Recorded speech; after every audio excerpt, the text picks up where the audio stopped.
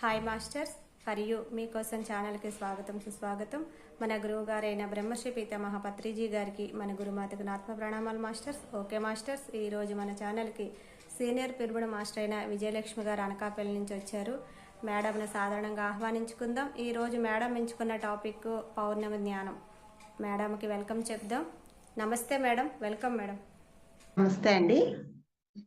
ముందుగా బ్రహ్మరిషి పితామహ పత్రిజీ దంపతులకు, అలాగే నాకు పునర్జన్మనిచ్చిన డాక్టర్ గోపాలకృష్ణ గారికి, అలాగే ప్రతి ఒక్క మాస్టర్కి నాకు ఇంత మంచి అవకాశం ఇచ్చిన మీ అందరికీ హృదయపూర్వక ధన్యవాదాలు తెలియజేసుకుంటూ ఈరోజు సెషన్లోకి అడుగు పెడదామండి. నా పేరు విజయ అండి. మొదట నేను ఎలా ఉండేదాన్నో ఏంటో జస్ట్ ఒక 2 నిమిషాలు లేదా 10 నిమిషాలు చెప్తారా? ఎందుకు అంటే ఈ ధ్యానం వల్ల ఏ ప్రయోజనాలున్నాయి? ఈ పౌర్ణమి అప్పుడు నేను ధ్యానం చేసి ఎంత అద్భుతాన్ని సాధించుకున్నాను. సో, మీరందరూ కూడా ఏ విధంగా చేసుకుంటారు అనేది చాలా అవసరం అండి. సో, నేను 10 ఇయర్స్ అవుతుంది మెడిటేషన్‌లోకొచ్చి. ఈ 10 ఇయర్స్‌లో నేనెలా ఉన్నాను, ఏంటి చెప్తానండి. లక్షల మందిలో ఒకళ్ళకొచ్చే క్రాన్స్ డిసీజ్ అనేది నాకొచ్చిందండి. అది ఎందుకొచ్చింది, ఏంటి కూడా నా అనుభవం చెప్తున్నప్పుడు చెప్తాను. సో, డాక్టర్స్ అయితే బ్రతకనని చెప్పారండి. మాది అనకాపల్లి. నా పేరు విజయ. మా హస్బెండ్ ఆర్మీలో చేస్తూ ఉంటారు. నాకిద్దరు బాబులు. నేను టీచర్‌నండి. సో, అది రిజైన్ చేసి హెల్త్ ఎప్పుడైతే ఇష్యూస్ వచ్చాయో, ఆ హెల్త్ ఇష్యూస్ వలన నేను అమ్మ వాళ్ళ ఇంటికి అనకాపల్లి వచ్చేసానండి. ఇక్కడే ఒక హౌస్ కొనుక్కున్నాను. ఒక చిన్న హౌసు. సో, అందులో ఉండటం మొదలుపెట్టాను. నాకు ధ్యానాన్ని నేర్పిన సంతోషి మేడం గారికి హృదయపూర్వక ధన్యవాదాలు తెలియజేసుకుంటున్నాను. ఆమె ధ్యానం చెప్పి ఉండకపోయుంటే, నేను నిజంగా ఇప్పటికి మీ ముందు ఇలా లైవ్‌లో ఉండేదాన్ని కాదు. ఎందుకంటే, ధ్యానం తాలూకా గొప్పతనం ఈరోజు మనం తెలుసుకుందామండి. అలాగే ధ్యానము, ధ్యానంతో పాటుగా పౌర్ణమి ధ్యానము, పౌర్ణానికి 3 రోజుల ముందు పౌర్ణమి, పౌర్ణమి తర్వాత 3 రోజులు. అలాగే సజ్జన సాంగత్యము, సామూహిక ధ్యానము. ఇవన్నీ కూడా ఒకేలా ఉంటాయండి. కానీ ఎంత ఎనర్జీ ఇస్తాయో పిరమిడ్ ధ్యానం కానీ ఇవన్నీ కూడా మీకు నేను చెప్తానండి. అంటే కొత్తవారు ఉండుంటారు. లేకపోతే ఎవరికైనా ఉపయోగపడొచ్చు. సో, ధ్యానం వల్ల ఏంటి ప్రయోజనాలు ఏంటి అంటే నా లైఫ్ ఎగ్జాంపుల్ అండి. ధ్యానం సర్వ రోగ నివారిణి. ధ్యానం సకల భోగకారిణి. ధ్యానం సత్య జ్ఞాన ప్రసాదిని. అంటే మీకు ఎన్ని రోగాలున్నా పోతాయి. ఎలాంటిది జీవితంలో కావాలో అంటే ఏ భోగం కావాలో అది మనకొస్తుంది. సత్య జ్ఞాన ప్రసాదిని. అంటే నీ ఏ జ్ఞానం, ఏ పని చేయటానికి ఎలాంటి జ్ఞానం ఉపయోగిస్తావో ఆ జ్ఞానం కూడా వస్తుంది. ఇవన్నీ దేనివల్ల వస్తుంది అంటే వన్ అండ్ ఓన్లీ మెడిటేషన్ వల్ల మాత్రమే వస్తుందండి. చాలా మంది అనుకుంటారు. ఏముందిలే మెడిటేషన్ చేస్తే మంత్రాలకు చింతకాయలు రాలుతాయా? ఇలా అంటే అలా, అలా అంటే ఇలా. వాస్తవానికి మెడిటేషన్ చేయటం వల్ల ఏమవుతుందంటే, మన బ్రెయిన్‌లో ప్రతి ఒక్కరికి 1350 మిల్లీగ్రామ్స్ బ్రెయినే ఉంటుంది. ఎంటనే కాస్మిక్ ఎనర్జీ మనకి బ్రహ్మరంధ్రం గుండా రిలీజ్ అయ్యి, అదేమవుతుంది మన యొక్క బ్రెయిన్‌ని ఎగ్జాక్ట్‌లీ కరెక్ట్‌గా అంటే వాట్ యూ ఆర్ థింకింగ్. నువ్వేమి థింక్ చేస్తున్నావు, అలాగే ఏం థింక్ చేస్తావు. అది కరెక్ట్‌గా థింక్ చేస్తే అంటే నువ్వు మేనిఫెస్టేషన్‌లో పెట్టగలుగుతావు. అంటే నువ్వు యద్భావం తద్భవతి. నువ్వు ఏ భావన చేస్తావో నువ్వు అలా ఉంటావు. నాకెప్పుడు చూసినా మెడిటేషన్ చేయకపోతే నాకు నిజంగా నా హెల్త్ బాలేదు. నాకు ఇలా ప్రాబ్లమ్ వచ్చింది. నాకు అలా వచ్చిందని నేను పదే పదే అనుకుంటుంటే, నాకు మళ్ళా ఏమవుతుంది విశ్వంలోకి తిరిగి నిజంగానే అలాగే అవుతాను. నిజంగా నేను పదే పదే నేను చాలా బావున్నాను. నేను ఎంతో ఆనందంగా ఉంటున్నాను. అది ఎప్పుడు తెలుస్తుంది? నా బ్రెయిన్ ఎప్పుడైతే కరెక్ట్‌గా లెఫ్ట్ అండ్ రైట్ కరెక్ట్‌గా వర్క్ చేసి, ఆ కాస్మిక్ ఎనర్జీ వల్ల ఏ డాక్టర్స్ అయితే సర్జరీ చేసి కూడా క్లియర్ చేయలేరో, అలాంటి నర్వస్ సిస్టమ్‌ని కూడా కాస్మిక్ ఎనర్జీ అంటే దాన్ని బ్లాకేజ్ అంటాం. ఎవరికైతే చాలా ఎప్పటినుంచో ఆలోచనలన్నీ కూడా ఉండిపోతాయో, ఆలోచనలు ఏమవుతుంటాయి ఆటోమేటిక్‌గా కొన్ని బ్లాక్స్ ఏర్పడిపోతే, ఆ బ్లాక్స్‌ని కాస్మిక్ ఎనర్జీ చూడండి మన సపోజ్ డ్రైనేజ్ ఉంటుంది. మన ఇంటి దగ్గర డ్రైనేజ్‌లోని మనం అన్నము అవి అన్నీ కొంత కొంత వేసేస్తూ ఉంటాం. లేకపోతే కొంచెం వేస్టేజ్ అని, అదని, ఇదని కొన్ని కొన్ని పేపర్స్ అలాంటియి ఎగిరొచ్చి కూడా అలా పడిపోయాయనుకోండి డ్రైనేజ్ బ్లాక్ అయిపోతుంది. అప్పుడేం చేస్తాం ఆటోమేటిక్‌గా కొంత క్లియర్ చేస్తాం. ఇంకా అవ్వదు. అప్పుడేం జేస్తాం, ఒక మంచి పుల్ల పెట్టుకోనో, లేకపోతే ఏం చేస్తాం, అది నీట్‌గా పొడిచి, పొడిచి, పొడిచి మళ్ళా ఏం చేయాలి, ఒక 2, 3 బకెట్ల వాటర్ ఒకేసారి ఫ్లోగా పోస్తాం. అంటే ఎప్పుడైతే నీకు ఫ్లోగా వెళ్ళిందా లేకపోతే ఫోర్స్‌గా వచ్చినప్పుడు మాత్రమే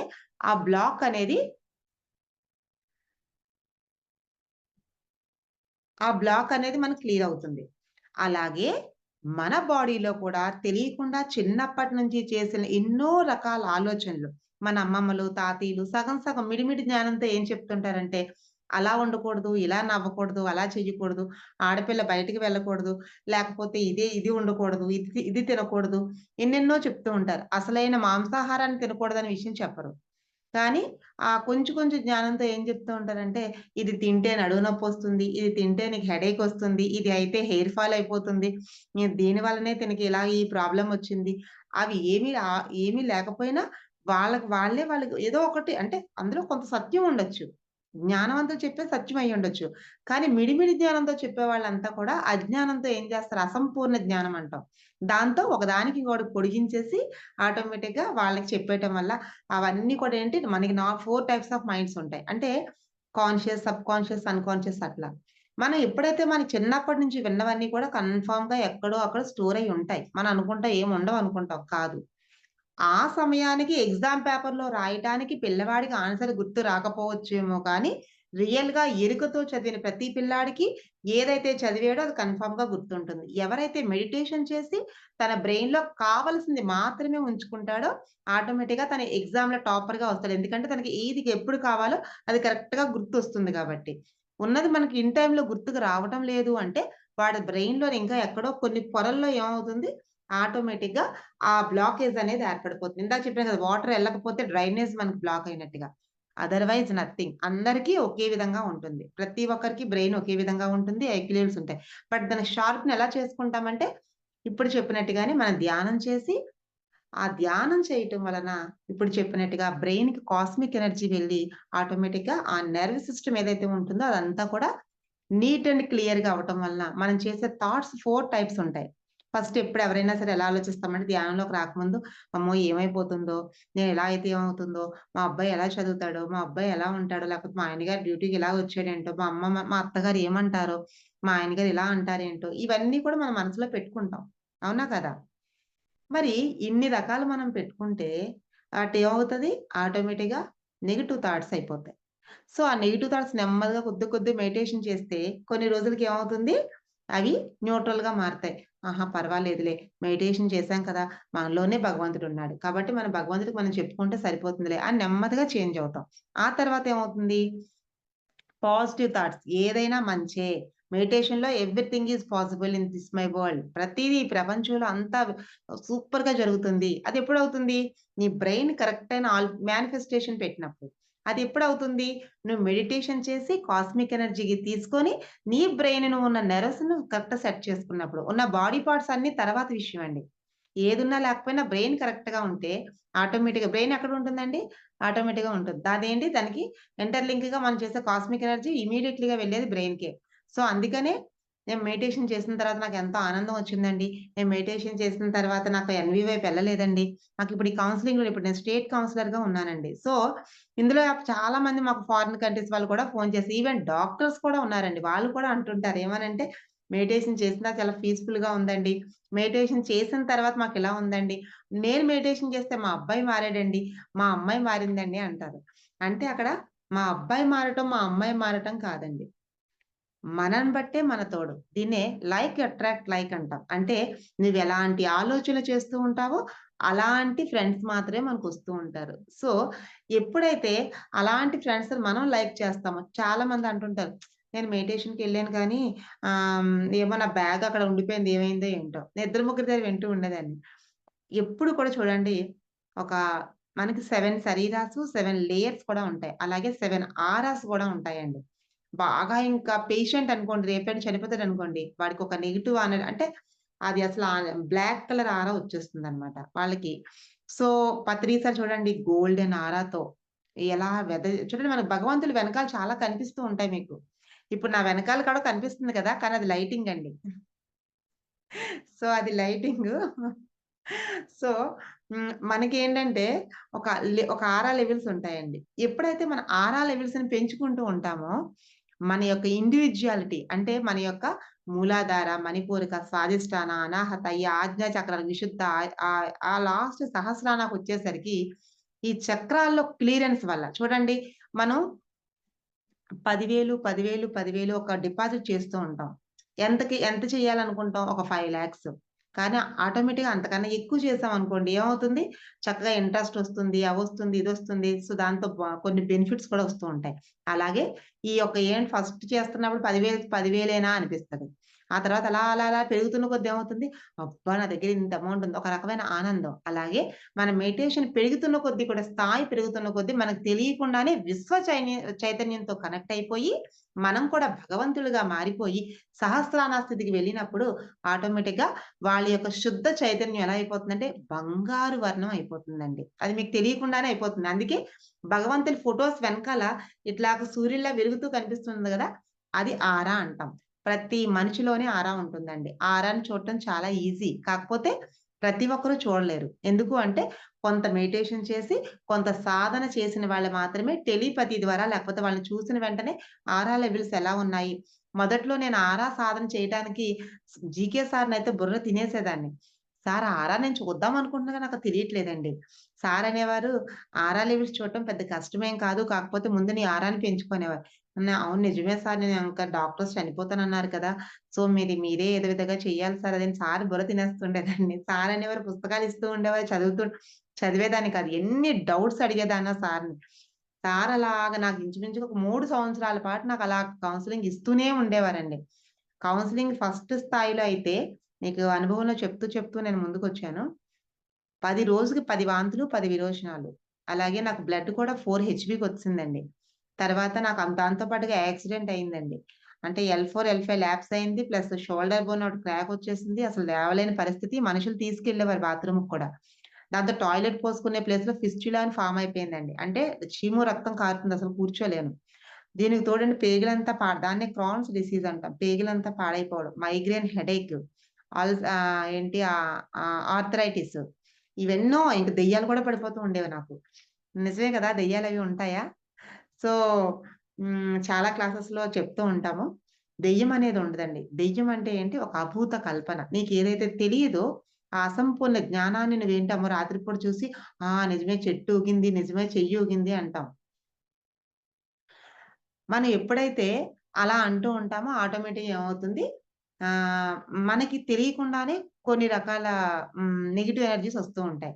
దానికి తగ్గట్టుగానే మన బాడీ కూడా ఏంటి మనకి ఎన్నో రకాల సెల్స్ ఉంటాయి మన బాడీలో. ఈ సెల్స్‌ని యాక్టివేట్ చేయడానికి అమ్మో! నిజమే దెయ్యము, అదో భూతము, అమ్మో! ఏదో ఉంది, అలా ఉంది, ఇలా ఉందని చెప్పేసి ఈ భయం వలన తెలియకుండానే మన బాడీలో ఉన్న పార్ట్స్ అన్నీ కూడా ప్రకంపనం చెందిపోయి ఆటోమేటిక్‌గా దాని ఫ్రీక్వెన్సీస్‌ని కోల్పోతూ ఉంటుంది. అంటే చూడండి నేను ధైర్యంగా ఉన్నాననుకోండి, "ఆ! ఏం కాదు. చెప్పు పర్లేదు ఏమైంది చెప్పు. ఆ! పర్వాలేదులే" అంటాం. అదే భయమేసిందనుకోండి, "అమ్మో! ఏమైందో తెలీదు. అలా రాత్రి చెట్టు ఊగేసరికి నాకస్సలు నిద్ర పట్టలేదు తెలుసా" అంటాం. అంటే ఆ లో ఫ్రీక్వెన్సీ. ఎప్పుడైతే ఇలా చెప్తూ ఉంటామో, ఆ ఎదుటి వాళ్ళు వింటూ ఉంటారు కదా! ఆ పక్క వాళ్ళకి కూడా అసంపూర్ణాలైతే, "అవును నిజమే. నేను మీ ఇంటి కాసి చూస్తే, మీ ఇంటి కాసే తెల్లగా కనిపించింది." ఆవిడ ఇంకొకటి చెప్తుంటదనమాట. అంటే ఏంటి? ఆవిడకి అసంపూర్ణ జ్ఞానమే. ఎప్పుడైతే మన సజ్జనులతో కాకుండా దుర్జనులతో అంటే ఏంటి అసంపూర్ణ జ్ఞానులతో ఎవరితో అయినా సరే మాంసాహారులతో గాని మాట్లాడుతున్నప్పుడు వాళ్ళకున్న ఫ్రీక్వెన్సీస్‌ని బట్టి మాత్రమే వాళ్ళు మనకి ఆన్సర్ ఇస్తూ ఉంటారు. అందుకనే మనం ప్రతి మాటే మంత్రమని సార్ చెప్తారు. వాక్క్షేత్రాన్ని ఎంత శుద్ధంగా ఉంచుకుంటే అంతే అద్భుతంగా మనం ఎదగలుగుతాం. కానీ వాస్తవానికి మనం ఏం చేస్తూ ఉంటాం మనం ఆహా! ఎలా పడితే అలా మాట్లాడేయటం. ఎప్పుడైనా సరే పౌర్ణమికి 3 రోజుల ముందు, పౌర్ణానికి 3 రోజుల తర్వాత కూడా ఎంతో అద్భుతంగా శక్తి రిలీజ్ అవుతూ ఉంటుంది భూమి మీదకి. కాబట్టి ఈ 7 రోజులు కూడా golden period of the pyramid masters. ఈ 7 రోజుల్లో నీకు మొత్తం నెలకి సరిపడగా ఎనర్జీ అంతా వచ్చేస్తూ ఉంటుంది. కాబట్టి అసలు దాన్ని వేస్ట్ చేయకూడదు. అట్‌లీస్ట్ 1 డే బిఫోర్ పౌర్ణమి తర్వాత రోజు. కానీ 3 డేస్ అయినా సరే లీవ్ పెట్టుకొనైనా సరే మనం మెడిటేషన్ చేసుకోవాలి. ఆ మెడిటేషన్ చేసుకుంటాం ఓకే. కానీ, ఆ మెడిటేషన్ చేసుకున్నా ఇంకా ఎనర్జీ ఎక్కువ కావాలి అనుకుంటే ఏం చేయాలి? పిరమిడ్ ఎనర్జీ కావాలి. అంటే ఏంటి? పేషెంట్‌గా చూడండి మనం ఒక పాలు తెపాలుందనుకోండి. అది మాడిపోతుంది. మనం ఏం చేస్తాం? ఇందాక ఎలా అయితే డ్రైనేజ్ చెప్పామో అలాగే. ఏం చేస్తాం? దాన్ని వదిలేస్తాం.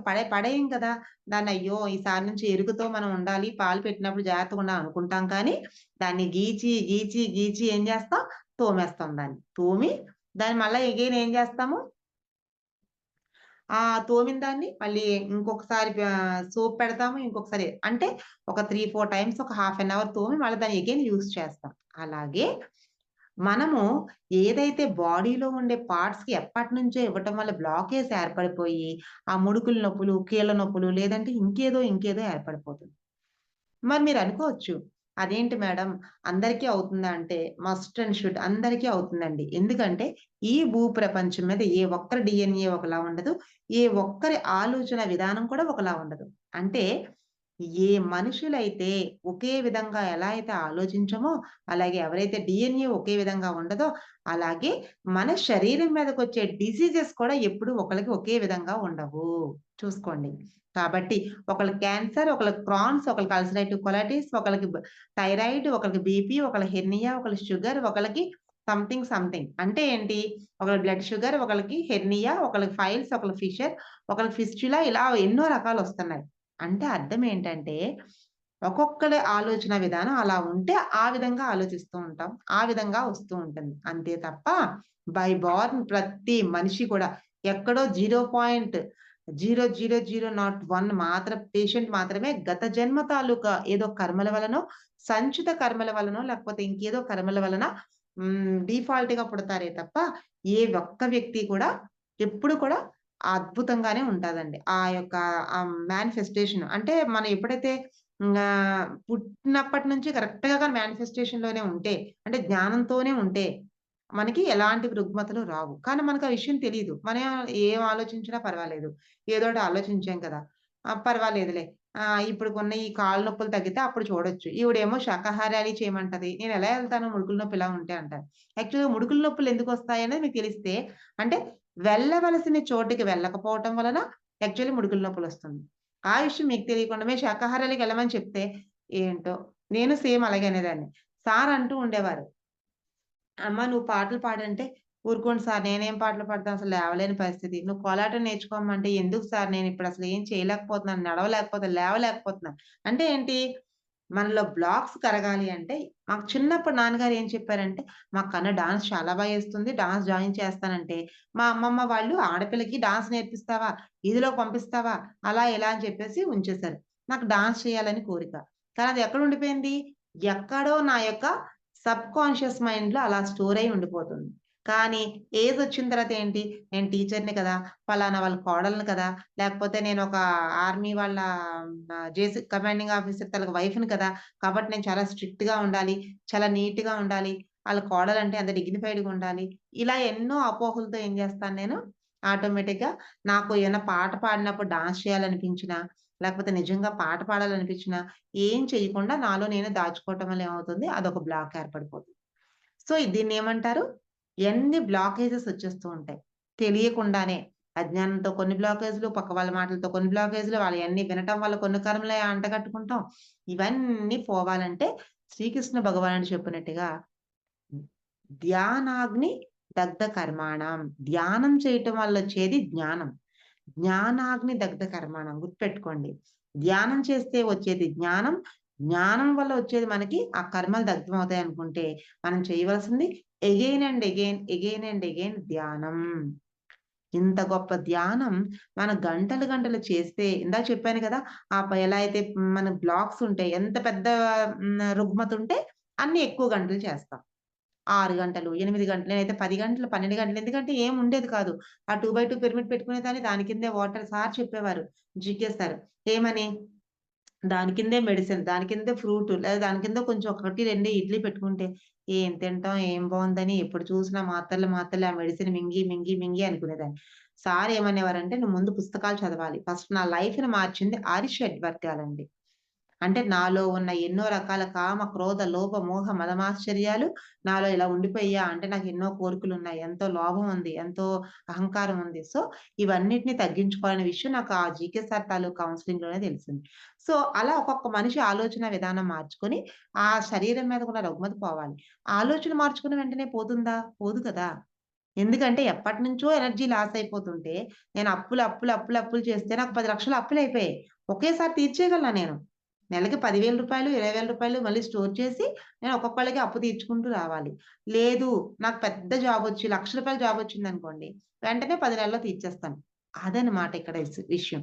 మనమేం చేస్తాం, మామూలుగా ధ్యానం చేస్తే ఇంట్లో కూర్చొని ఒక 5 గంటలు చేశారనుకోండి, లేదా 4 గంటలు చేశారనుకోండి, ఎంత శక్తొస్తుందో అంతకన్నా రెట్టింపు శక్తి పిరమిడ్ ద్వారా వస్తుందండి. చూడండి, ఒక గంట చేస్తే చాలు. మన ఇంట్లో కూర్చొని 4 గంటలు చేస్తే ఎంతో, పిరమిడ్‌లో కూర్చొని గంట చేస్తే ఎంత.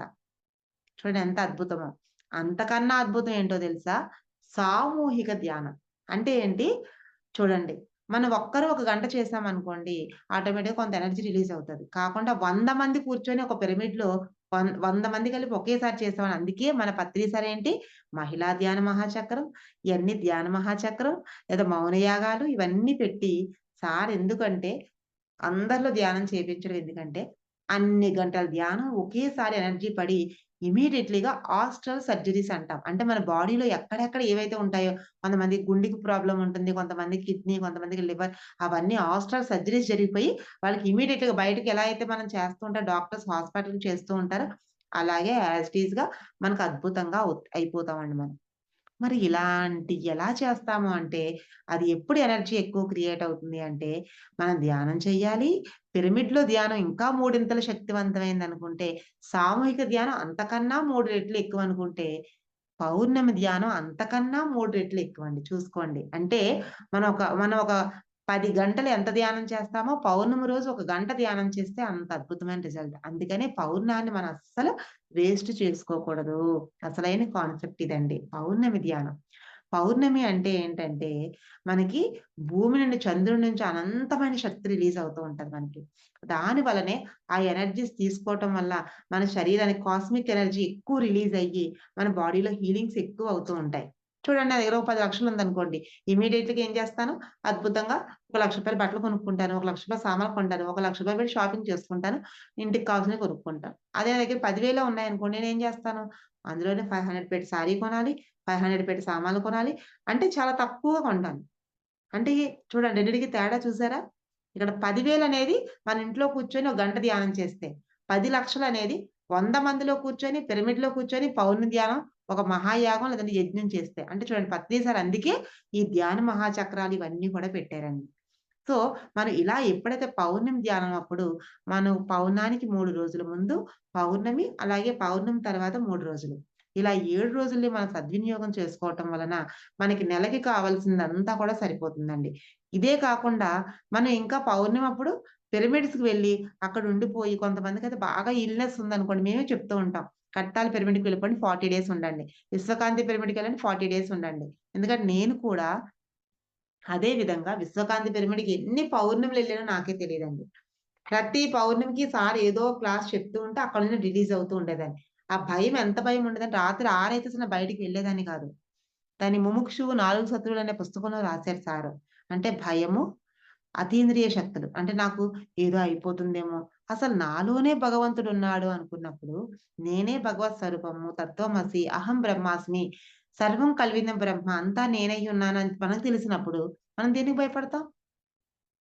ఒక్కసారి మీరు ఆలోచించండి.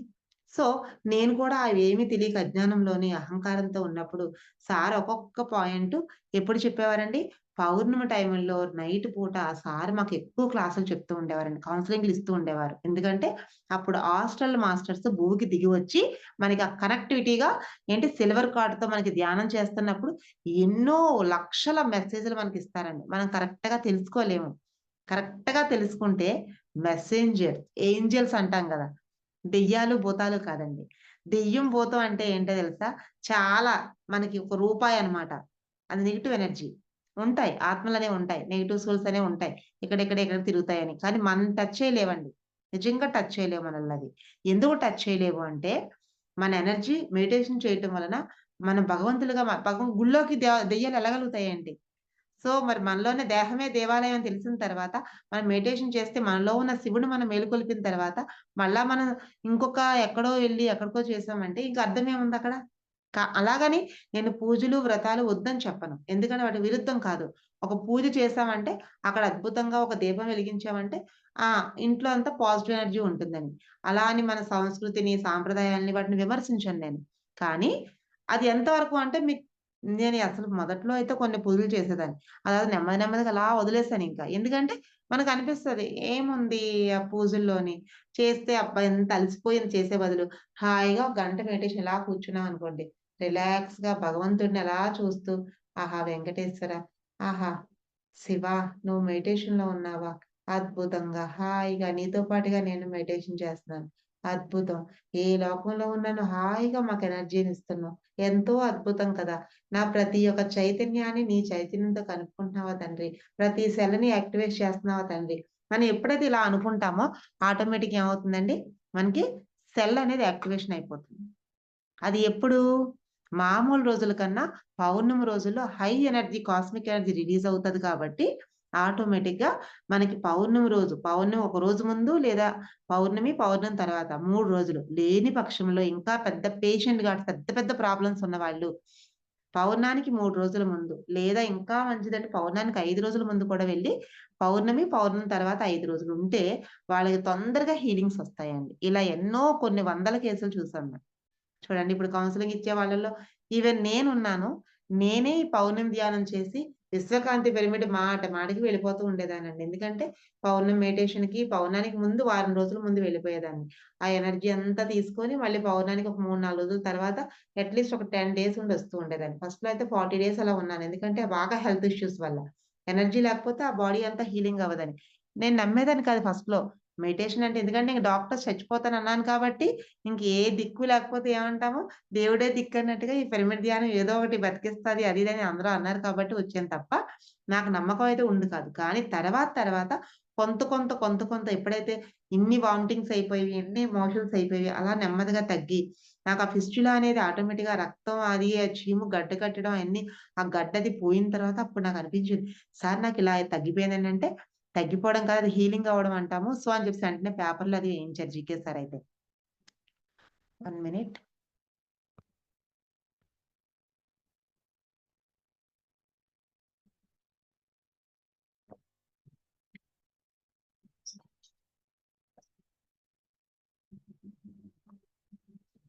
సో, నేనెప్పుడైతే పదే ఆలోచించడం మొదలుపెట్టానో, నేను ఏం చెయ్యాలి? పౌర్ణమి టైముల్లోని మన మంచి హాస్టల్ మాస్టర్స్ మనతో మాట్లాడుతూ ఉంటారండి. కాబట్టి అది ఒక పుస్తక పఠనం.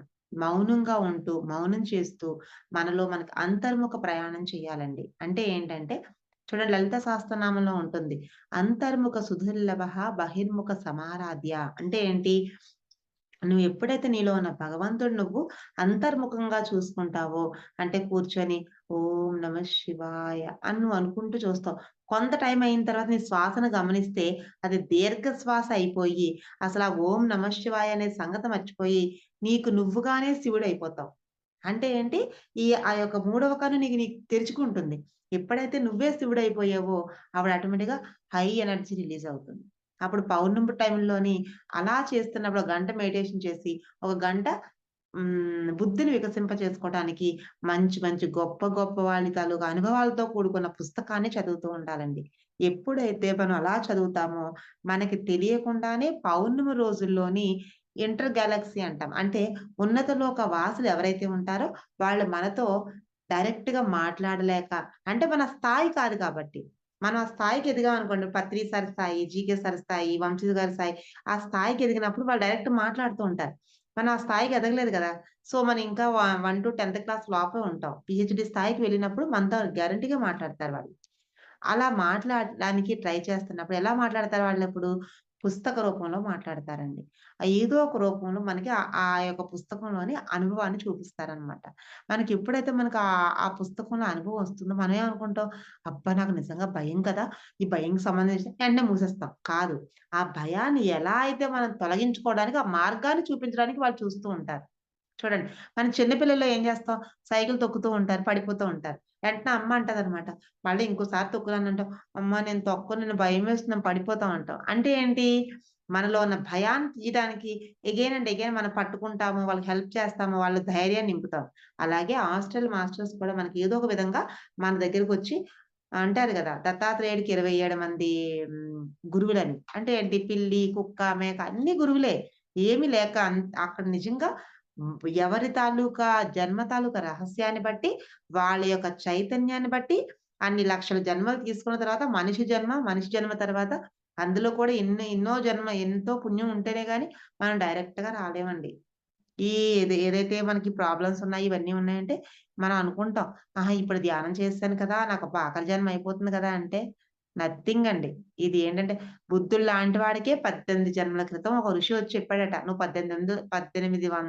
18 జన్మల తర్వాత వచ్చి నువ్వు బుద్ధుడిగా మారతావు. లోక కళ్యాణం కోసం పోరాడి ఒక యొక్క యుగ మార్పుని తీసుకొస్తావు నాయనా అని. అంటే చూసారా మరి అంతలాంటి గొప్ప వాళ్ళకే అన్ని జన్మలు తీసుకున్నప్పుడు మనం ఇప్పుడు ప్రతిసారి ధ్యానం చెప్పారు, శ్వాస మీద ధ్యాస చెప్పారని చెప్పేసి మనం వెంటనే వాళ్ళకి చెప్పేట్టు మనం కూడా చేసేస్తున్నాం కదా! మనం కూడా లాస్ట్ జన్మ చేసుకుంటాం కదంటే, చెయ్యటానికి అంత సాధన చెయ్యాలి. నేనెప్పుడు అవ్వదని మాత్రం చెప్పనండి. జరుగుతుంది. ఎందుకంటే శ్వాసని గమనిస్తే జరగనిదంటూ ఏది ఉండదు. ఈవెన్ మన పీఎం నరేంద్ర మోడీ ఉన్నారు. యోగి ఆదిత్యానంద్ ఉన్నారు. వీళ్ళందరూ కూడా మహాయోగులు. ఎందుకంటే వాళ్ళు ధ్యానం చేస్తారు. వాళ్ళకి రూపాయి ఆశించకుండా విశ్వ కళ్యాణం కోసం పోరాడుతున్నారు. సో, మనం కూడా ఏంటి, మనం చేసేది విశ్వ కళ్యాణమే. ప్రతిసారి చేసింది అదే. కానీ ఇంకా ఎక్కడుండిపోతాం? అరిషడ్ వర్గాల్లో ఉండిపోతూ ఉంటాం. అంటే నాది, నాకు, నేను, నేనే చేశాను. నా చేత చేయిస్తున్నా. ఎప్పుడైతే నాది, నేను ఒకాయన బుద్ధుడి దగ్గరికొచ్చాడట. వచ్చి చెప్పాడంట. ఏమనంటే, "నాకు సంతోషం కావాలి. నీకెంత డబ్బు కావాలంటే అంత ఇస్తాను" అని చెప్తాడంట. అయితే 1 వీక్ తర్వాత రా అని చెప్తాడంట బుద్ధుడు. మళ్ళా 1 వీక్ తర్వాతొచ్చి హ్మ్. నే నే మళ్ళీ ఒక గంట కూర్చోబెట్టిన తర్వాత నాకు సంతోషం కావాలి అని చెప్పేసి మళ్ళీ చెప్తాడు. తర్వాత 2 గంటలు కూర్చోబెట్టిన తర్వాత మళ్ళా 1 వీక్ తర్వాత రా అంటాడంట. నిజంగా అలా వచ్చిన వెంటనే అంటాడట. నాకు ఇమ్మీడియేట్‌గా నీకెంత కావాలంటే అంత చెప్పు నేనిస్తాను. నాకు మాత్రం సంతోషం కావాలి ఇమ్మీడియేట్‌లీగా అంటాడట. అప్పుడు బుద్ధుడు చెప్తాడట. ఏమనంటే, నాకు అనేది తీసేయి. కావాలి అనేది తీసేయి. ఆ 2 తీసేస్తే నేను, నాకు అనేది తీసేస్తే కావాలి అంటే నీకేదిగా మిగిలిందేంటి సంతోషం. అతనేమంటున్నాడు? నా దగ్గర డబ్బుంది. ఏమంటున్నాడు? నా దగ్గర డబ్బుంది. నీకెంత కావాలి అంటే అంత ఇస్తానంటున్నాడు. కావాలి ఏంటి? నీకసలు యాక్చువల్‌గా నేచర్ ఎందుకిచ్చింది? నువ్వు విశ్వ కళ్యాణం ఖర్చు పెడతావా? నీకు నేచర్ చూడండి మన మన పిల్లలు కానీ, మన హస్బెండ్ గాని డబ్బులు మనకు తెచ్చి ఎందుకిస్తారు? బీరువాలో కరెక్ట్‌గా మనం స్టోర్ చేసి పెడతామని. అంతేకాని మనం బయటకి విసిరేస్తాం అంటే మన చేతికిస్తారేంటి? అవునా కాదా? నేచర్ కూడా అంతే. చాలా మందికి తెలియక ఓహ్! మా ఆయన గారికి రూ. 1,00,000 జీతం కాబట్టి నేను చక్కగా శారీస్ కట్టుకోవచ్చు, చక్కగా అన్నీ చేసుకోవచ్చు అనుకుంటాం. కానీ విశ్వానికి మనం ఎంత ఎక్కువ చేయాలో అది చెప్తూ ఉంటుందనమాట. నీకు దీని ద్వారా ఈ వర్క్ చెయ్యి, ఈ వర్క్ చెయ్యి అని. ఆ వర్క్ చేయకుండా మనం ఏం చేస్తాం? మోహంలో ఉండిపోయి మా అబ్బాయికి ఆ సీట్ కావాలి, మా అబ్బాయికి ఈ సీట్ కావాలి. ఇంకొక విషయం చెప్పాలి అంటే నేను మెడిటేషన్‌లోకొచ్చినప్పటికి మా పిల్లలు నా మాట వినేవారు కాదు. నా భర్త గారు కూడా నా మాట ఎప్పుడు చూసినా ఆయన నాకు ఎప్పుడు పొరపచ్చాలొస్తూ ఉండేవి. అలాగే మా ఆడపడుచులు 5గురు ఆడపడుచులు, మాకు ఇద్దరు బావలు, ఒక మరిది ఉన్నారండి. అంటే మేము అంతా కంబైన్డ్ ఫ్యామిలీ. సో, నేనేమనుకునేదాన్నంటే మాకు ల్యాండ్ ఇస్తారు కదా! అది అని. అది ఇచ్చేవారు కాదు. బయటికిచ్చిన డబ్బులేమంటే అవి లేదు.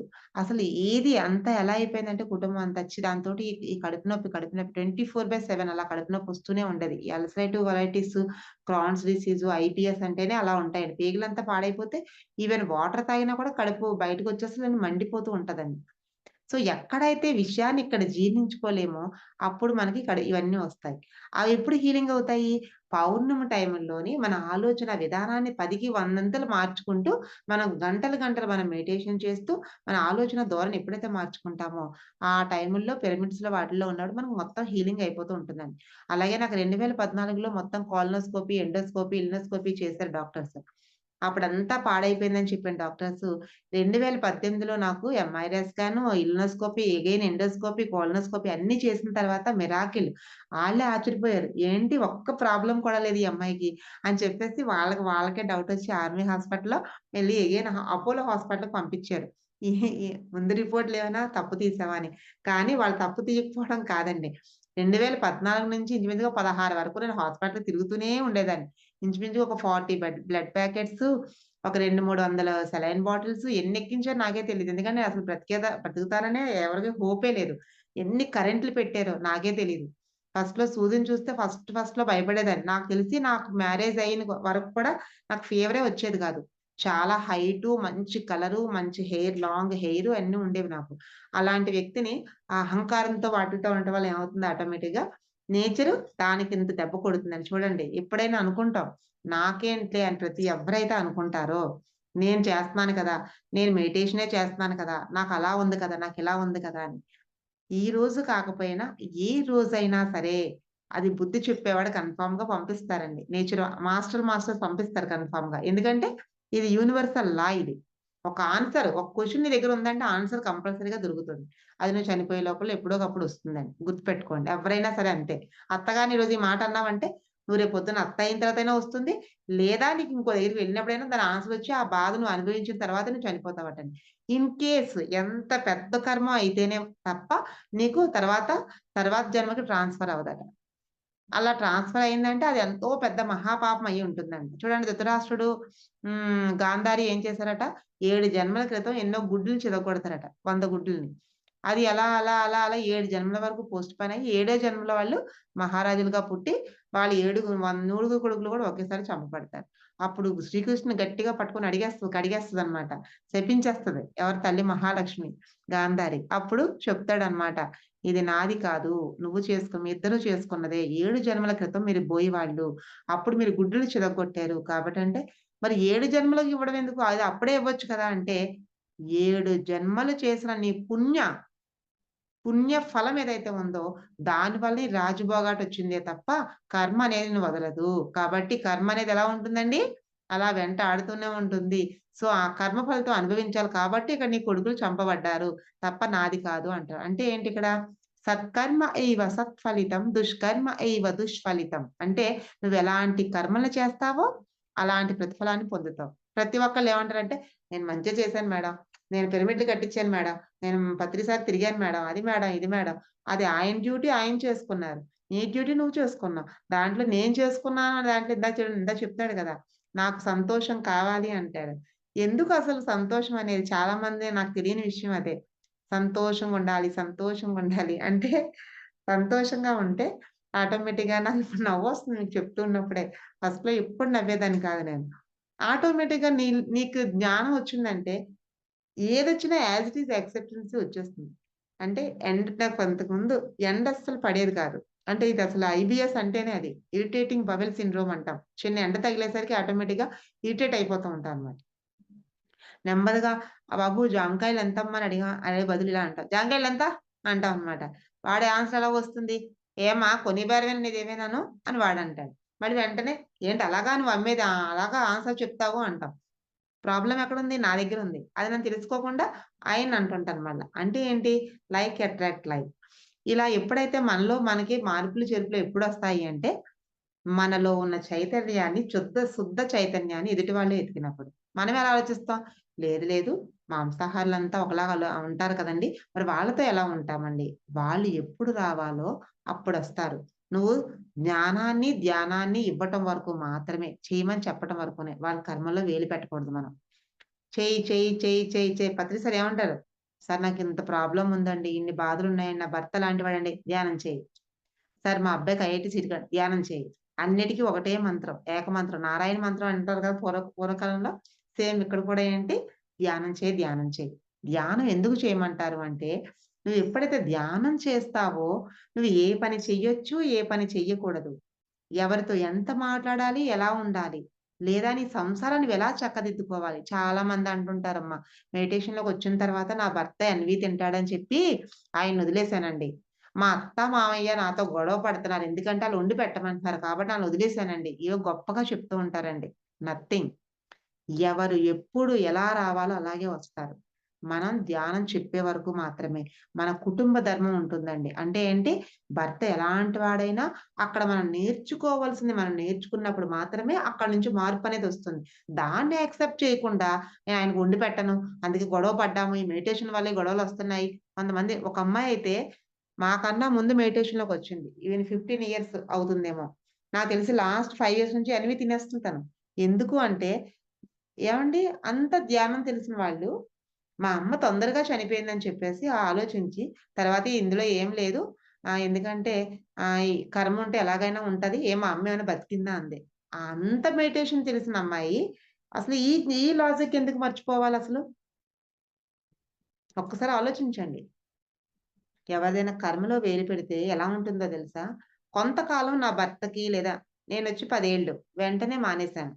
మా పిల్లలు 9 ఏళ్ల తర్వాత మానేశారు. అప్పటి వరకు ఆమ్లెట్స్ అట్లాంటివి వేసేదాన్ని. మా హస్బెండ్‌కి ఇప్పుడు మానేసి 4 ఇయర్స్ అవుతుంది. అంటే ఏంటి అంతవరకు ఆయనకి వండి పెట్టాను. ఆ తర్వాత ఏంటి పాత్రలు, స్టవ్ అన్నీ మార్చుకున్నాను నేను. అంటే ఏంటి ఫస్ట్ అయితే నేను బాధపడేదాన్ని. అప్పుడు ఒకసారి పత్రిసారి ఒక క్లాస్‌లో విన్నప్పుడు ఏంటి వండుతున్న ప్రతిసారి ఆఖరిసారి కావాలని వండాలి మనం. ఆ పౌర్ణమి టైంలో వాటిల్లో వాళ్ళకేంటంటే కొంచెం ఇంకా ఎక్కువగా ఆ థాట్స్ ఒస్తాయి గాబట్టి, అలాంటప్పుడు ఫుల్‌గా అవాయిడ్ చేసి, నాకు బాలేదనో లేకపోతే మన యొక్క ఎనర్జీ ఎక్కడ పెట్టాలి? మేము ముందుగానే వెళ్ళిపోతూ ఉంటే వాళ్ళేమనరు కదా! సో, మనం పౌర్ణమి ధ్యానానికి వాటిలకి వెళ్ళటము, లేకపోతే గంటలు గంటలు కూర్చొని ధ్యానం చేస్తున్నప్పుడు, మా ఇంట్లో అద్భుతమైన శాకాహార భోజనమే వండాలి, శాకాహారమే వండాలి, శాకాహారాన్నే మితాహారం చేసుకోవాలి, అద్భుతంగా మారాలి అని పదే పదే అనుకుంటుంటే ఎప్పుడైతే ఈ మేనిఫెస్టేషన్‌లో పెడుతూ ఉంటావో ఆటోమేటిక్‌గా విశ్వం నుంచి అది తిరిగొచ్చి మా హస్బెండ్‌కి నేను ఇదే చెప్తే ఏమన్నా తెలుసా? నేను ఆర్మీ అతను కదా! నేను యుద్ధం చేయకుండా ఖాళీగా కూర్చొని పప్పు, అన్నం తింటే మాకవ్వదు. సో, మాకక్కడ ఆల్కహాల్ ఇస్తారు. అలాగే అన్నీ ఇస్తారు. చికెను, మటను, ఫిష్ ఇస్తారు కాబట్టి అవి తిని మేము మందు తాగి ఉండాలి. మార్నింగ్ లేచి 5 కిలోమీటర్స్ పరిగెట్టాలి. మరి అలా కాకుండా నేను ఇక్కడే ఉంటాను అనుకుంటేనే చేస్తాం గానీ నాకెప్పుడు మానేయాలనిపిస్తే అప్పుడు మానేస్తాను. అంతేగాని ఇవేం కాదు అన్నారు. ఆ తర్వాత నేను నెమ్మది నెమ్మదిగా కోడి రామకృష్ణ, తర్వాత అందరి శాకాహారాలు ఎవరైతే తిన్నారో వాళ్ళంతా ఎంత హెల్తీగా ఉంటారో అప్పుడప్పుడు వాట్సాప్‌లో మెసేజ్‌లు పంపిస్తూ ఉండేదాన్ని. అనేవారాయన మా హస్బెండ్ 7 రోజుల్లో 7 రోజులు తినే మనిషి. ఎందుకంటే మా అత్తగారు అసలు ఏం పట్టించుకోకుండా అన్ని రోజులు పెట్టే మనిషనమాట. మా అత్తగారు పెట్టేవారు. ఆడవాళ్ళకి పూజలు గాని, మగవాళ్ళకి పూజలేటి అనేవారు మా అత్తగారు. అంటే అంతగా ఆళ్ళు తినేస్తూ ఉండేవారు. అలాంటి వ్యక్తిని మానిపించడం అంటే ఎంత కష్టం చెప్పండి? నేనేం చేస్తాను కదా! ఈ ప్రతిసారి ఇది ఎప్పుడైతే చదివానో అది వండిన ప్రతిసారి ఈ కర్మ నాకు అంటకూడదు. ఇది ఆఖరిసారి అవ్వాలి. నేను చెయ్యలేని పని కడుపులోకి వెళ్లి నువ్వు చేయగలగాలి. ఏదో ఒక విధంగా నువ్వే మానిపించాలి. నేచర్‌కి ఎప్పుడైతే అలా పెడుతూ ఉంటామో, ఒకటికి 100 సార్లు చేసరికి ఆటోమేటిక్‌గా ఏదో ఒక రోజు మానేస్తారండి. మా హస్బెండ్ చూడండి 4 ఇయర్స్‌లో మానేసారు కదా! ఇప్పుడు మా ఆడపడుచాలు కావాలని మా ఆడపడుచుల హస్బెండ్ వాళ్ళు ఎక్కడికైనా వెళ్ళినప్పుడు తింటున్నాడా కాదా అని చెప్పి టెస్టింగ్ కూడా కొంతమంది చేశారంటే పెడదామని ట్రై చేశారట. నాకు నిజంగా వద్దు. నాకెందుకో అదొక రకమైన ఇరిటేటింగ్‌గా అనిపించేసి నాకు తినాలనిపించట్లేదని ఆయన చెప్పారట. వాళ్ళు ఇప్పటికి ఆశ్చర్యపోయారు. అమ్మో! మా తమ్ముడసలు ఎలా మారిపోయాడు ఏంటి అని. నిజంగా దానికి ఒక చిన్న లాజిక్ ఉందండి. అదేంటో చెప్తాను జస్ట్ ఒక 5 మినిట్స్‌లో. తర్వాత మీ డౌట్స్ అడగొచ్చు ఎవరైనా కూడా. మా హస్బెండ్ ఒకసారి ట్రైన్‌లో వెళ్తున్నప్పుడు హ్మ్. మా హస్బెండ్‌కి ఎప్పుడేంటంటే అప్పుడు చాలా తగ్గించేసాను చికెన్ వండడం అదీను. కానీ వండి పెట్టేదాన్నండి. హ్మ్. హ్మ్. అప్పుడు మా హస్బెండ్ ఏంటంటే ట్రైన్ ఏసీ ఇచ్చారు. ఏసీలోని కూర్చుంటే మా హస్బెండ్‌కి మెయిన్ ఏంటంటే నేనెవరినైనా కోపంగా గసిరేస్తాను. లేకపోతే ఏదైనా అనేస్తాను. ఆయన చాలా ప్రేమతత్వం మనిషండి. ఆయన మహా యోగండి. ఆయన నాకెందుకు నచ్చేవారు కాదంటే, ఆర్మీ కదా! ఎప్పుడు నవ్వకూడదు, చేయకూడదు, డిసిప్లిన్‌గా ఉండాలని అంటూ ఉండేదాన్ని నేను. ఆయనేంటంటే అందరూ మాకు పెద్ద ఫ్యామిలీ కాబట్టి ఆడపిల్లలు వాళ్ళంతా వస్తూ ఉంటారు. వాళ్ళందరిలో మధ్యలో కూర్చొని ఆయన నవ్వుతూ మాట్లాడుతూ ఉంటే, ఆడపిల్లల మధ్యలో కూర్చొని మీరేమైనా నవ్వుతారా? అలా చెయ్యొచ్చా? అలా చెయ్యకూడదు కదా! అని ఆయన అంటూ ఉండేదాన్ననమాట.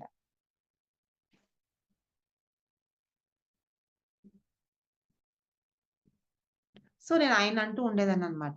సో, ఆయనేమనేవారంటే, "ఏమో నాకసలు కోపం పడాలనిపిచ్చదు" అంటే, "ఛీ! మీరేం ఆర్మీ మీకు డిసిప్లిన్ లేదు, ఇది లేదు. ఆడవాళ్ళతో అలా ఉండకూడదు, ఇలా ఉండకూడదు" అని ఎన్నో చెప్తూ ఉండేదాన్ని నేను. ఆయన అవునా అనేవారు. ఒకసారి ఆఖరికి ఉండలేక నేనేమనేసానంటే, మా హస్బెండ్‌తోనే ఇలాగే అన్నాను నేను. ఆ! మీ హస్బెండ్ వాళ్ళు ఏమనుకుంటారమ్మా? ఆయన మధ్యలో కూర్చుంటే మీరందరూ అక్కడే కూర్చుంటున్నారు కదా! అంటే ఆళ్ళేమి అనుకోవట్లేదు. మేము చిన్నప్పటి నుంచి మేమంతా కలిసిమెలిసి పెరిగిన వాళ్ళమే. అక్కా చెల్లెల్లాగా, అన్నదమ్ముల్లాగా మా మధ్యన ఏముంటదని చెప్పేసి వాళ్ళ అత్త కూతుర్లు అందరూ అనేసరికి నేనే సిగ్గుపడిపోయాను. ఎందుకంటే వాళ్ళేదో అనుకుంటారు. వాళ్ళ హస్బెండ్ వాళ్ళేదో అనుకుంటుంటే ఎవరనుకుంటున్నారక్కడ? నేననుకుంటున్నాను. పచ్చ కావాలొచ్చినోడికి లోకమంతా పచ్చగా అనిపిస్తుందే తప్ప వాళ్ళు కరెక్ట్‌గున్నారు. అసలిక్కడ ఇంకొక విషయం మనం తెలుసుకోవాల్సిందేంటంటే ఎదుటి వాళ్ళు మంచిగా కనిపించట్లేదన్నా, లేదా ఎదుటి వాళ్ళ ప్రాబ్లమ్ ఉంటుందన్నా, ఎదుటి వాళ్ళు మనల్ని చూసి ఇది క్రియేట్ చేస్తున్నారన్నా, అదంతా కూడా మనలోనే ఉంటుందండి. Otherwise nothing. సృష్టిలో ఎక్కడా లోపం ఉండదండి. మన దృష్టిలో మాత్రమే ఉంటుంది. మదర్ తెరీసాని ఒక ఆయన అడిగేస్తాను, కడిగేస్తాను, అక్కడ ఎందుకు అలా చేస్తుంటాను అని చెప్పేసి వెళ్తాడట. నైట్ మీద ఒక రోగికి సేవ చేస్తూ ఉంటే వాంతొస్తే తను ఇలా పట్టుకుంటుందనమాట. పట్టుకెళ్ళి దాన్ని ఇట్లాగా వాష్ బేసిన్‌లో వేసి చేయి కడుక్కుంటుందంట. అలాంటి వ్యక్తి మదర్ తెరీసా దగ్గరికి ఎలా వెళ్తాడంటే వెళ్లి వెంటనే కాళ్ళ మీద పడిపోతాడట. ఎందుకు అంటే ఆ యొక్క జాలి, దయ, కరుణ అనేవి 1000 రెట్లు శక్తివంత కోపానికి, దానికి ఉన్నంత పవర్ అంత ఉంటుందండి. తనెలా ఎళ్ళాడు? ఒక అగ్ని జ్వాలలా వెళ్ళాడు. కానీ ఏమయ్యొచ్చాడండి? అమ్మో! ఈవిడ దేవతామూర్తి. మనం అసహ్యం అంటేనే అంత అసహించుకుంటాం. అలాంటిది అంత రోగుల్ని ప్రేమిస్తుంది. ఆ దేవత అని చెప్పి ఆ ఎనర్జీ లెవెల్స్‌కి తను వెళ్లి కాళ్ళ మీద పడిపోతాడట. అంటే మనం ఎంత సాఫ్ట్‌గా ఉన్నామనేది, ఎలా ఉన్నామనేది మనల్ని బట్టే మన తోడు. మనం ఎలా అయితే ఉంటామో అలాంటి అత్తగారు, అలాంటి ఆడపడుచులు, అలాంటి వాళ్ళొస్తూ ఉంటారు. నేనేమనుకుంటానంటే, నేను చెప్పినట్టు వాళ్ళు వినాలి కదా! నా పిల్లైనా వినాలి కదా! అని. కానీ ఇప్పుడు ఈ మెడిటేషన్ చేసిన తర్వాత నాలో ఎన్ని మార్పులొచ్చాయంటే యాజ్ ఇట్ ఈజ్ యాక్సెప్టెన్సీ. వర్షం పడుతుందనుకోండి పడాలి. ఎందుకంటే నేచర్‌ని మనం పాడు చేసాం. కాబట్టి వర్షాకాలం కాకుండా పడుతుంది. దాన్ని యాక్సెప్ట్ చేయాలి. వర్షం పడింది కదా! అని ఇప్పుడు ఇంకా నేచర్‌కి మనం ఏం చేయాలి? ఒక 2 మొక్కలు నాటండి. అద్భుతంగా. మనం మంచి చేసిన వాళ్ళవుతాం. మళ్ళా మంచి చేస్తే అగైన్ మనకేమొస్తుంది? నేచర్ నుంచి వితౌట్ పొల్యూషన్. చక్కగా హ్యాపీగా నేచర్ మళ్ళీ మనకి అంతే అద్భుతంగా అందిస్తూ ఉంటుంది. అలా మన అగైన్ నేచర్‌లో పంచభూతాలకి ఏమి ఇవ్వగలుగుతామని చూడాలే తప్ప, అవి మనకెందుకిస్తున్నాయి? వస్తే వస్తుంది. మనకే వస్తుందేంటి? అందరికీ విశ్వం ఇస్తుంది గదా! ఇలాంటి లాజిక్‌లు మాట్లాడి మన పిరమిడ్ మాస్టర్స్ ఎంతో మంది అజ్ఞానంతో ఉండిపోతూ ఓన్లీ మెడిటేషన్ అనుకుంటారు. నథింగ్ అండి. మెడిటేషన్, దాని తర్వాతేంటి పిరమిడ్ మెడిటేషన్, దాని తర్వాతేంటి సామూహిక ధ్యానం. అంటే ఏంటి మొత్తం అంతా కూడా ఇండివిడ్యుయాలిటీ కాకుండా అందరూ కలిపి చేయటం వల్ల ఇంకా నాలుగింతలు తర్వాతేంటి పిరమిడ్ మెడిటేషన్. పౌర్ణమి ధ్యానం అంటే ఇంకా ఎక్కువ శక్తివంతం. దీంతో పాటుగా ఏంటి సజ్జన సాంగత్యం. అంటే ఏంటి? ఆహా! నాకిలాంటి అనుభవం వచ్చింది. కాబట్టి నువ్విలాంటి అనుభవం వస్తే నువ్వేం చేస్తావు? ఇంకా మంచి మంచి వాళ్ళుంటారు. అంటే ఏంటి?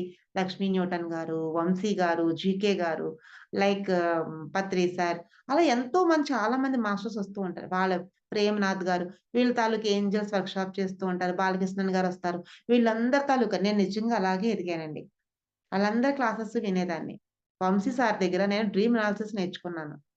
చేతి విజ్ఞానం నేర్చుకున్నాను. జీకే సార్ దగ్గర స్పిరిచ్యువల్ టాబ్లెట్స్ వర్క్‌షాప్ చేశాను. అక్కడ నా లైఫ్ టర్న్ అయింది కాబట్టి, నేను అందులో ఇప్పుడు స్టేట్ కౌన్సిలర్‌గా చేస్తున్నానే తప్ప, అదర్‌వైజ్ నా అన్నీ సమానమేనండి. అంతా ఇండివిడ్యుయాలిటీగా ఉంటుంది నాలెడ్జే. ఈ 5 వేళ్ళు వేరు వేరుగా ఉన్నాయి. కానీ ఆది మూలం ఏంటి? చెయ్యుందిగా. సేమ్ పీఎస్ఎస్ఎం ఎలా ఉంటుందో, మన pyramid meditation again and again మళ్ళీ ప్రతిసారి ధ్యానంతో పాటుగానే ఇవన్నీ శాఖోపశాఖలు. కాబట్టి మనం ఏంటంటే, మనమేంటో ముందు మనం తెలుసుకోవాలి. అలా అని మనమేంటి, ఇది చేస్తాను, అది చేస్తాను, అది చేస్తాను, ఇది చేస్తానంటే నేర్చుకోండి. ధ్యానం అంతా తీసుకోవాలి. ఆ జ్ఞానాన్ని తీసుకోవాలి. మనకి ఏది, ఎప్పుడు, ఎక్కడ, ఎంత అవసరమో అది మాత్రం తెలుసుకోగలగాలి. చాలామందేంటంటే, నేను పెద్ద పిరమిడ్ మాస్టర్‌ని కదా! ఏది మాట్లాడినా పర్వాలేదు కదా! అనుకుంటే చాలా పొరపాటు. ఎందుకు అంటే విజ్ఞత. అత్తమామల్ని, అమ్మానాన్నలని కాదండి. వాళ్ళెవరైనా చూస్తాం. అత్తమామల్ని ఎంత గౌరవించి చూడాలి, భర్తతో ఎంత అనురాగం, ప్రేమతో ఉండాలి, పిల్లల్ని ఎంత అన్యోన్యతతో పెంచాలి, ఇరుగు పొరుగు వారితో ఎంత మాట్లాడాలి, ఇలా తెలుసుకున్న వాడే రియల్ మెడిటేటర్. ఎందుకంటే ధ్యానం చేశామంటే ఏంటి నేర్చుకోవాల్సింది? ఎంత డబ్బొచ్చింది, నా రోగాలు పోయాయి, నాకు అనుభవాలొచ్చాయి తెలుసుకోవటం కాదు. తెలుసుకున్న తర్వాత ఆచరణలో ఎంత పెట్టావు నువ్వు? ఇంత నాలెడ్జ్ తీసుకున్నావు, ఎదుటి వాళ్ళలో మళ్ళీ తప్పులెంచుతున్నావు, ఎదుటి వాళ్ళని విమర్శిస్తున్నావు. నో కామెంట్, నో జడ్జిమెంట్ అంటే ఏం నేర్చుకున్నావు? What you are asking? నువ్వేం అడుగుతున్నావు అసలు నేచర్‌ని? అంటే నువ్వు ఇన్నర్‌లో ఒకటి, బయటకొకటి, ఆళ్ళొకటి, ఈళ్ళొకటి అని ఎప్పుడు ఆలోచిస్తావు? అంటే నువ్వు సంపూర్ణ ఆత్మ. అంటే నువ్వు పరిపూర్ణ ఆత్మగా సంపూర్ణంగా నువ్వు నీలో ఉన్న ఆ యొక్క బ్లాక్స్ నువ్వు క్లియర్ చేసుకోకుండా నువ్వు మళ్ళా again and again, again and again 30 ఏళ్ల నుంచి ధ్యానం చేస్తున్నావంటే నీ ముడుకుల నొప్పులు, లేకపోతే నీ కాళ్ళ నొప్పులు, నీ కిడ్నీస్ లేదంటే నీ గుండెకి ప్రాబ్లమ్ ఎందుకొస్తుందంటే అందుకే వస్తుంది. మస్ట్ అండ్ షుడ్ నేనే చెప్తున్నాను. ఎందుకొస్తుందంటే అందుకే వస్తుంది. ఈ 7 చక్రాసు, ఈ 7 లేయర్స్‌కి, 7 శరీరాస్‌కి అన్నిటికి కూడా 7 ఆరాస్‌కి ఇంటర్‌లింక్‌గా ఉంటాయండి. ఒక మనిషికి గుండె ప్రాబ్లమ్ వచ్చిందంటే వాడు అనాహత. అంటే వాడంటే ప్రేమతత్వం లేదు. మేము వెంటనే కౌన్సెలింగ్‌లో చెప్పేటప్పుడే మేము టకటకమని అన్ని నోట్ చేసుకుంటూ ఉంటాం మేము. ఎందుకంటే ఆహా! వీడు ఈ తత్వంలో ఉన్నాడు. ఆ! మేడం నాకు బాగా కడుపు నొప్పొస్తుందండి. ఆహా! ఎక్కడ స్వాదిష్టాన చక్రంలో ఉండిపోయింది. అంటే ఎక్కడ ఉండిపోయింది ఈవిడ? ఆహా! అంటే ఇంకెక్కడో ఆలోచనలు. సార్ నడుము నొప్పి అంటారు. వెంటనే మాకు ఆహా! ఈవిడెక్కడో మూలాల్లోనే తేడా చేస్తున్నారు. సో, మేము వెంటనే అనుకుంటూ ఉంటాం అనమాట. మేడం మీరు ఎక్కడి నుంచి ఇలా అంటే ఇప్పటికి ఇంత నాలెడ్జ్ వచ్చింది. మాకు మొదటి నుంచి ఇంత లేదు. బట్ మేము ఆటోమేటిక్‌గా మీకైనా ఎవరికైనా L1 కోర్స్ అనేది ఉంటుంది. ఇదంతా ఫ్రీ ఆఫ్ కాస్ట్ అండి. సో, ఇది ఎవరు చేసినప్పటికీ ఇదంతా నాలెడ్జ్ వస్తుందండి. నేను కూడా అలాగే చేసి నేర్చుకొని ఇందులో అద్భుతంగా ఎంతో మంది పిరమిడ్ మాస్టర్స్‌కి ఇప్పుడు ఎక్కడ ఏ క్లాసెస్‌కెళ్ళినా PSSM రేవతి మేడం గారితో పాటుగా అన్ని క్లాసెస్‌కి వెళ్తున్నాను. ఇంకా వైజాగ్ అదే సారీ హైదరాబాద్ లక్ష్మీ మేడం గారు, నేను శ్రీనివాస్ గాంధీ గారు, ఉడగట్లపాలెం శివ గారు కలిపి మహిళా మౌన యాగ ధ్యానాలను చేస్తున్నామండి. అది 11 నెలలు అయిపోయింది ఇప్పుడు. 12 నెల అయిన తర్వాత పిరమిడ్ అదే కట్టాల్లోని 12వ నెల చేయటానికి నిర్ణయించుకున్నాం. అంటే ఏంటి? నాకు తెలిసింది నేను జ్ఞానం ఇవ్వటం. ఎవరికి తెలిసింది జ్ఞానం? జ్ఞాన నవరత్నాలు రేవతి మేడం. అలా ఒక్కొక్కళ్ళు భగవద్గీత శ్రీనివాస్ గాంధీ గారు. ఒక్కొక్కళ్ళు ఒక్కొక్కటి చెప్పటం వలన ఒక్కొక్క జ్ఞానాన్ని తీసుకొని వాళ్ళ మార్పులు, చేర్పులు చేసుకోవటం. ఏ వ్యక్తి అయితే ఎంత జ్ఞానం ఉందనేది ముఖ్యం కాదండి. రావణ బ్రహ్మకి ఎంతో నాలెడ్జ్ ఉంది. కానీ ఆయన భూస్థాపితం అయిపోయారు. ఎందుకు అయిపోయాడు అంటే అహం లేదా మోహం ఇలాంటి అరిషడ్ వర్గాలు ఉండటం. అవి ఎలా పోతాయి అంటే, మన విశ్వ మానవ ప్రేమలోకి వెళ్ళాలి. అంటే అంతా నేనై ఉన్నాను. శ్రీకృష్ణ భగవానుడు అదే చెప్తాడు. ఏమనంటే ప్రేమించండి. ఏముంది? 'మిర్చి' సినిమా చూసారా? చూసే ఉంటారులెండి. అందులో అదే చెప్తాడు. పోతే పోయిందేముంది ఆ! తిరిగి ప్రేమిస్తారు అంటారు. అంటే మనం జస్ట్ ఒకటే చెయ్యాలండి. మనం మంచి చెయ్యకపోయినా పర్వాలేదు గానీ, చెడు ఆలోచన గాని, చెడు ఎప్పుడైనా అయితే మన ఎదుటి వాళ్ళకి జరగాలనుకుంటామో, మనకి నాలుగింతలే తిరిగొస్తుంది గుర్తుపెట్టుకోండి. ఇప్పుడు కొంచెం కష్టమో మరి ఏంటో మీకు తెలియాలి. మా అబ్బాయికి స్టేట్ ఫస్ట్ అండి. అంటే IIT state first. Without counselling, without coaching only ఇంటి దగ్గర మెడిటేషన్ చేస్తాడు. మా అబ్బాయికొచ్చింది. మా చిన్నబ్బాయికి 20 ఇయర్స్ అండి. ఏదైతే పత్రి సారు ఫస్ట్ చేశారో కోరమండల్‌లో చీఫ్ ఇంజినీర్‌గా ఇక్కడ మన వైజాగ్‌లోనే వచ్చిందండి. వచ్చిన ఒక నెల రోజులకి వాడు ఎగ్జామ్ రాస్తే ఔట్ ఆఫ్ మార్క్స్ వచ్చి వాడు అందులో సెక్షనల్ ఆఫీసర్‌గా అంటే మొత్తం ఆ మిషనరీ ఆఫీసర్‌గా గెజిటెడ్ ఆఫీసర్‌గా ప్రమోట్ అయ్యాడు. అంటే ఒకటి నేనిప్పుడు ఏమీ కోరుకోలేదే. అసలు మా అబ్బాయికి ఒక రూ. 10,000 జాబ్ ఉన్న, రూ. 20,000 జాబ్ ఉన్న చాలేమో అని ఆలోచించే మనుషుల్లోంచి నన్నెంత వరకు తీసుకెళ్లారు? ఇప్పుడు కట్టుకున్న ఇల్లు ఇప్పుడున్న ఇల్లయితే ఒక 40, 50 లాక్స్ పెట్టి కట్టుకున్నానండి. అప్పట్లో చిన్న ఇంట్లో ఉండేదాన్ని. నేనింత ఇల్లు కడతానని అసలు ఊహించలేదు. ఎలా వచ్చింది అంటే నేచరే ఇచ్చింది. ఇప్పటికి చెప్తున్నాను. ఇప్పుడు మా హస్బెండ్ నేను ఎంత చక్కగా ఉంటామంటే అసలు గొడవ ఇంకొక విషయం ఏంటంటే మా ల్యాండ్స్ ఎన్నో సార్లు అడిగితే మా బావగారాలు ఇస్తాననేవారు కాదు. నేను కడప, కర్నూలు, సాలూరు, బొబ్బిలి ఇలాంటి క్లాసెస్‌కి అన్నిటికి 10 రోజులు, 5 రోజులు క్లాసెస్‌కి వెళ్లి విపరీతంగా ఎళ్లి చెప్పొచ్చేసరికి మీరు నమ్మరండి.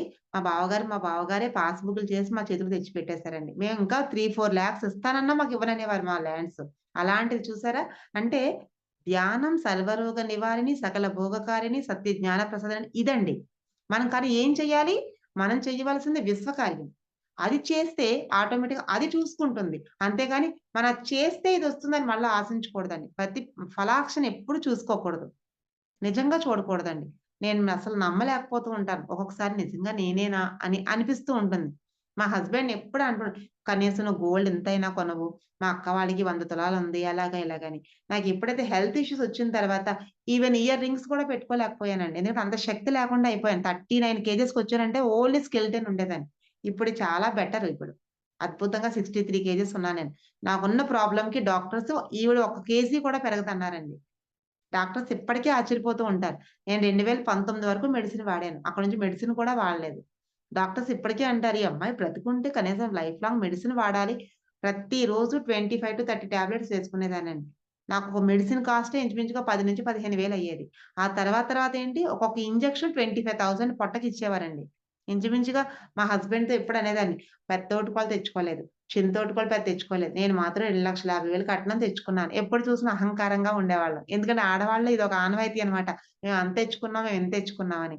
ఇంచుమించుగా 15-20 లక్షల రూపాయలు హాస్పిటల్‌కి ఖర్చు పెట్టాను. ఇది చెప్పలేదు ఎవరికీ. ఎందుకంటే, అమ్మో! ఇది చెప్పకూడదు. అదైతే నేను తెచ్చుకున్నాను. అదే అహంకారం. ఎప్పుడైతే మన అహంకార భావంతో నా దగ్గర అంతుంది, ఇంతుంది అనుకుంటామో, నేచర్ ఏం చేయాలో అది చేస్తుందండి. మనకు తెలియకుండానే. చాలా మంది లేడీస్‌లో ఒప్పుకోరనమాట. ఏమనంటే మాత్సర్యం ఉంటుంది. అంటే పక్క వాళ్ళ అబ్బాయికి రాలేదు. మా అబ్బాయికి నిజంగా అప్పుడు కరెక్ట్‌గా ఫీవరొచ్చింది. లేకపోతే మా హస్బెండ్‌కి ఆఫీస్‌లో సెలవు లేదు. ఇది ఏదో చెప్తూ ఉంటాం. నథింగ్ అండి. ఏది కాదు. ఏది కాదు. నాకు చాలామంది ఈటీవీ వాళ్ళు అది కూడా వచ్చి అడిగారు నన్ను. ఏమనంటే, "మీ అబ్బాయికి ఎలా వచ్చింది? ఇంటర్వ్యూ ఇస్తారా?" అని. మా అబ్బాయిని అడిగితే మా అబ్బాయి ఒకటే మాట అన్నాడు. "అమ్మా నువ్వు ఓకే చెప్తున్నావు గానీ, తీరా వాళ్ళు నేను అహంకారం పెరిగిపోతుందేమో, నేనెలా చెప్తాను ఏంటి? నాకు నిజంగా ఇవ్వటానికి కూడా నేనంత గొప్ప పని ఏమి చేయలేదు" అన్నాడు. సరే నాన్న అయితే నేను ఆళ్ళకి చెప్తాను అన్నప్పుడు సార్ ఇలా అంటున్నాడు.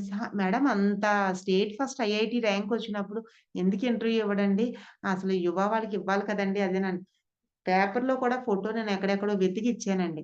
వాళ్ళందరూ అన్నారు, "మేడం కనీసం మీ బాబుకి స్వీట్ తినిపించినైనా పెట్టండి. పేపర్‌లో ఫోటో ఏస్తామంటే" ఎంపీ సత్యవతి గారైతే మాకు ఫోను చేసి చెప్పారు. ఏమనంటే, "మీ అబ్బాయిని తీసుకురండి." అంటే మాది వాళ్ళది ఒకటే ఊరండి. ఎంపీ సత్యవతి గారిది. అప్పుడు తీసుకొస్తే మీ అబ్బాయికి సన్మానం చేస్తామంటే, సన్మానం కనీసం ఇక్కడ మా ఎన్‌జీఓస్ కాలనీ వాళ్ళు కూడా "మీ అబ్బాయిని తీసుకురండి సన్మానం చేస్తామంటే" నాకు హ్యాపీ అనమాట. మా అబ్బాయికి సన్మానం చేస్తారు కదా! అని. కానీ ఆడు ఎప్పుడైతే ఆ మాట అన్నాడో, "మమ్మీ ఎందుకు మమ్మీ సన్మానం" అంటే, బాగా చదివావు కదరా! ఒక్క మాట చెప్పు. నువ్వు మెడిటేషన్ చేసి అద్భుతంగా సాధించానంటే" వాడు ఒకే మాట అన్నాడు. "దేనికి సన్మానం? ఎవరో గుర్తించాలని ఇంకా అనుకుంటున్నావు నువ్వు." అంటే చూడండి. అంటే నాకన్నా వాళ్ళే మహాయోగులండి. మనం ఇంకా ఎప్పటికప్పుడు మారుతూ ఉండాలండి. మనం ఎప్పటికి అనుకుంటాం మారిపోయామని. కాదు. ఇప్పుడు చిన్న పని నేను 108 గ్రామాలు చేశాను, లేకపోతే 108 గుళ్ళు చేశాను, లేతే 108 ఇంట్లో మెడిటేషన్ పెట్టిచ్చాను అంటే, వెంటనే డయాస్ మీద పిలిసి ఒక షాల్ కప్పితే అందరికి వాళ్ళెలా ఆలోచిస్తారంటే, మనం వెంటనే ఏదో సాధించేసామని మన మనం వెంటనే మనకి ఒక అప్రిషియేషన్ రావాలి అనుకుంటాం. ఈ రావాలి అనుకోవటం కూడా ఒక ఆధ్యాత్మిక అహంకారమే. అంటే మనకేదో కావాలి ఇంకా కోరుకుంటున్నాం. మనం చెయ్యవలసింది చేసామన్న విషయం ఎందుకు మర్చిపోతున్నాం మనం? మనం ఎళ్లి ఎక్కడికైనా క్లాస్ చెప్పామంటే, అది మనకి విశ్వం మనకిచ్చే అవకాశం. మన కర్మను మనం దగ్ధం చేసుకోవటానికి. ఇప్పుడు నాకు ఈ క్లాస్ ఇచ్చారు అంటే, నా కర్మ నేను దగ్ధం చేసుకోవటానికి ఉన్న ఆరుగురిలోనో, ఏడుగురిలోనో వాళ్ళలో ఏ ఒక్కటైనా మార్పొస్తే, ఆ ఒక్కళ్ళు తగ్గించుకుంటే, ఆ యొక్క పుణ్యఫలం నాకొస్తుందనే ఉద్దేశంతోనే తప్ప, ఇందులో అక్కడ ఎవరిని ఉద్ధరించడానికైతే కాదు. ఒక ధ్యానాన్ని మాత్రమే లేదా జ్ఞానాన్నిస్తా మాత్రం అంతే నేను. అది ఎంతవరకు ఆలోచిస్తామంటే, అబ్బా! కాదు. నేనిలా ఒక 100 జూమ్ సెషన్స్ అయ్యాయి.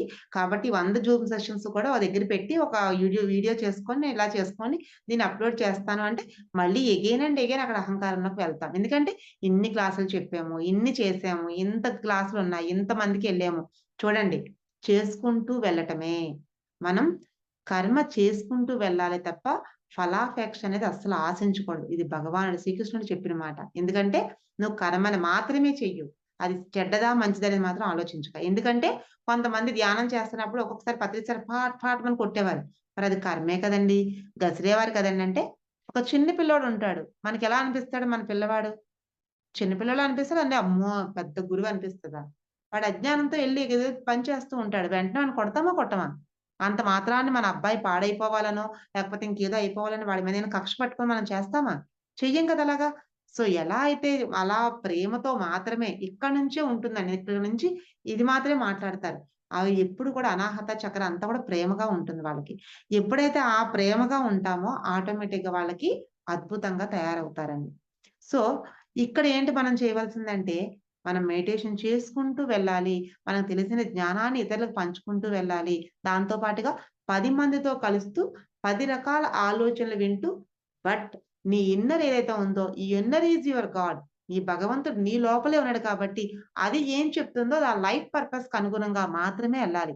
నేను స్పిరిచ్యువల్ టాలెంట్స్ చెప్పొచ్చు. ఇంకొకళ్ళు లక్ష్మీ న్యూటన్ గారు ఇంకొకటి చెప్పొచ్చు. సేతు విజ్ఞానం చెప్పొచ్చు.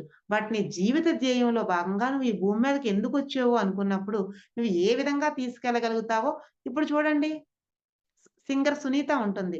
తన పాట ద్వారా మాత్రమే ఎవరికైనా మాట్లాడిందనుకోండి అందంగా ఉంటది. నేను అదే విధంగా చెప్దాము సునీతలాగే ఒక మంచి పాట పాడేసి నేను అందరికి చెప్దామంటే నేను చెప్పలేనది. నేను ఒక ధ్యానం క్లాస్ చెప్పి నేను అద్భుతంగా మోటివేట్ చేసుకొని నేను ఒక 10 మందికి చెప్పగలుగుతాను. నా వెర్షన్ నాకుంటుంది. తన వెర్షన్ తనకుంటుంది. ఎవరి లైఫ్ పర్పస్ ఎలా ఉంటుందో ఆ విధంగా మాత్రమే మనం ఎళ్ళాలే తప్ప ఎలా పడితే అలా వెళ్ళిపోదాం అనుకుంటే ఎగైన్ మళ్ళా మన శరీరం మీదకి రుగ్మతలొస్తాయండి. అయ్యో! ఇంత ధ్యానం చేశాను మళ్ళా కాళ్ళకి దెబ్బ తగిలిందేంటి అంటే ఇదనమాట. సో, కాళ్ళ కింద కీళ్ళ నొప్పులెందుకొస్తున్నాయంటే ఇందుకనమాట. ఎంటనే మనం ఇదే స్పిరిచ్యువల్ టాబ్లెట్స్‌లోని చిన్న చిన్న పుస్తకాల రూపంలో ఉంటాయండి. థైరాయిడొస్తే చిన్న టాబ్లెట్, షుగరొస్తే చిన్న బుక్కుంటుంది. ఆ బుక్ చదవగానే అందులో జ్ఞానాన్ని తీసుకోగానే అర్థమైపోతుంది మీకి. ఆహా! ఇదా! దీని వలన నాకు షుగరొచ్చింది అని. దీని వలన బీపీ వచ్చిందని. సో, ఎప్పుడైతే మనకు అర్థమవుతుందో ఆటోమేటిక్‌గా ఏమవుతుంది మనకి తెలిసిపోతుందండి. దేనివల్ల ఏ ప్రాబ్లమ్ వస్తుందని. ఓకేనా అండి? థాంక్ యూ సో మచ్ అండి. Thank you madam. Thank you so much madam. గొప్ప ఆత్మజ్ఞానాన్ని అందించారు మేడం. చాలా బాగుంది. పౌర్ణ ధ్యానం గురించి చాలా గొప్పగా చెప్పారు. Thank you madam. Thank you so much madam.